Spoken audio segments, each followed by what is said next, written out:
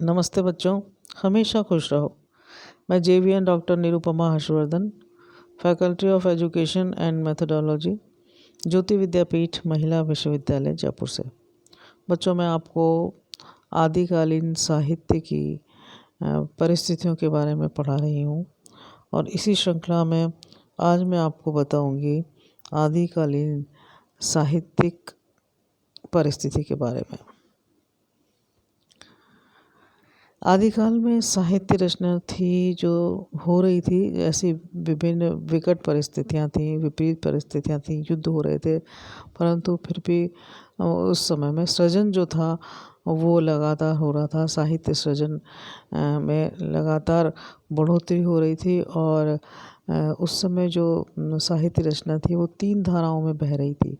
एक तो परंपरागत संस्कृत साहित्य की रचना हो रही थी, तो दूसरी ओर प्राकृत अपभ्रंश भाषा में साहित्य लिखा जा रहा था और तीसरी ओर की जैन कवियों द्वारा किया जा रहा था साहित्य, और तीसरी धारा थी हिंदी में की, जो कि हिंदी में भी साहित्य रचा जा रहा था। तो एक तो धारा हो गई संस्कृत साहित्य की, एक हो गई प्राकृत की और दूसरी हो गई हिंदी की।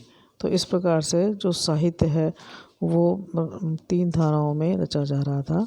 और इस काल में संस्कृत साहित्य के अंतर्गत पुराणों और स्मृतियों की टीकाएं भी लिखी गई। ज्योतिष और काव्यशास्त्र पर अनेक मौलिक ग्रंथों की रचनाएं भी हुई और 9वीं और 11वीं शती तक कन्नौज और कश्मीर संस्कृत साहित्य के केंद्र रहे हैं।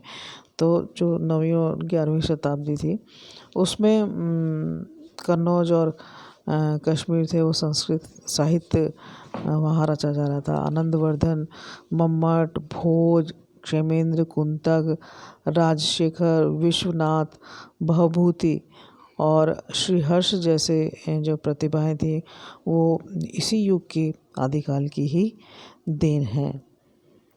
इस काल में अपभ्रंश प्रमुखतः धर्म की भाषा बन गई थी, क्योंकि जो साहित्य था वो ज़्यादातर अपभ्रंश में लिखा जा रहा था और इसलिए इस काल में जो अपभ्रंश था वो धर्म की भाषा बन गई थी। जैन कवियों ने गुजरात में रहकर विभिन्न पुराणों को अपभ्रंश में नए रूपों में प्रस्तुत किया।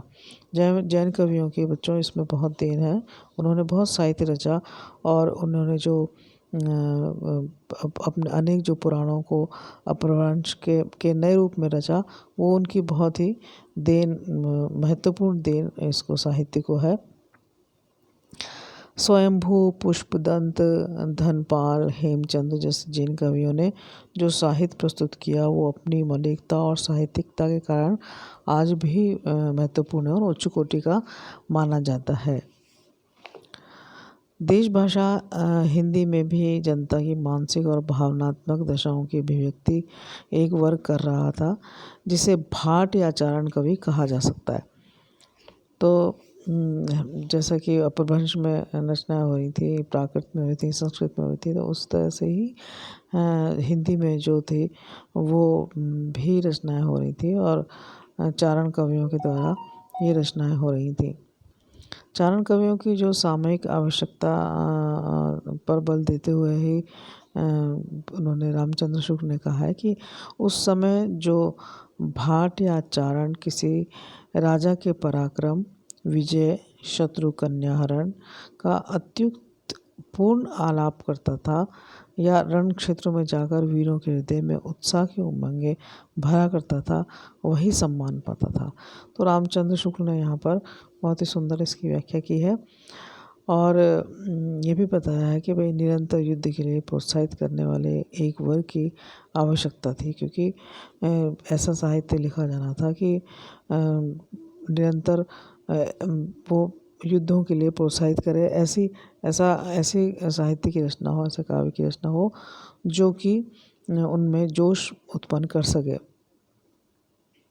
चारण इसी श्रेणी के कवि थे क्योंकि वो उनके चाटुकारिता या अपने राष्ट्रदाताओं की प्रशंसा में जो चारण कवि लिखा करते थे वो इसी श्रेणी के कवि थे। और जिस प्रकार यूरोप में वीर गाथाओं का विषय युद्ध और प्रेम रहा है, उसी प्रकार इन रचनाओं में भी वीर और श्रृंगार रसों की प्रधानता रही है।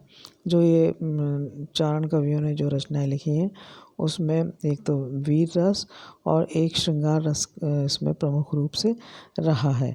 तो जो साहित्यिक रचनाएं थी उनमें इन सब की प्रवृत्तियाँ हमें देखने को मिलती हैं।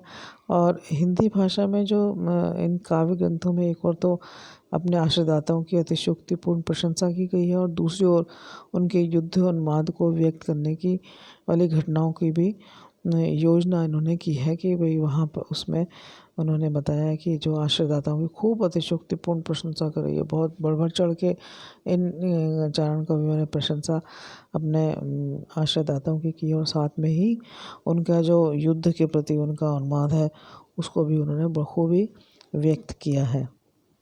तो बच्चों, आपने देखा कि जो आदिकाल था उसमें किस तरह से साहित्यिक परिस्थिति क्या थी, किस तरह से साहित्य रचा जा रहा था, और विभिन्न विपरीत परिस्थितियों के बावजूद भी साहित्य कर्म था, जो रचना धर्म था, रचना कर्म था, वो कहीं भी बाधित नहीं हुआ।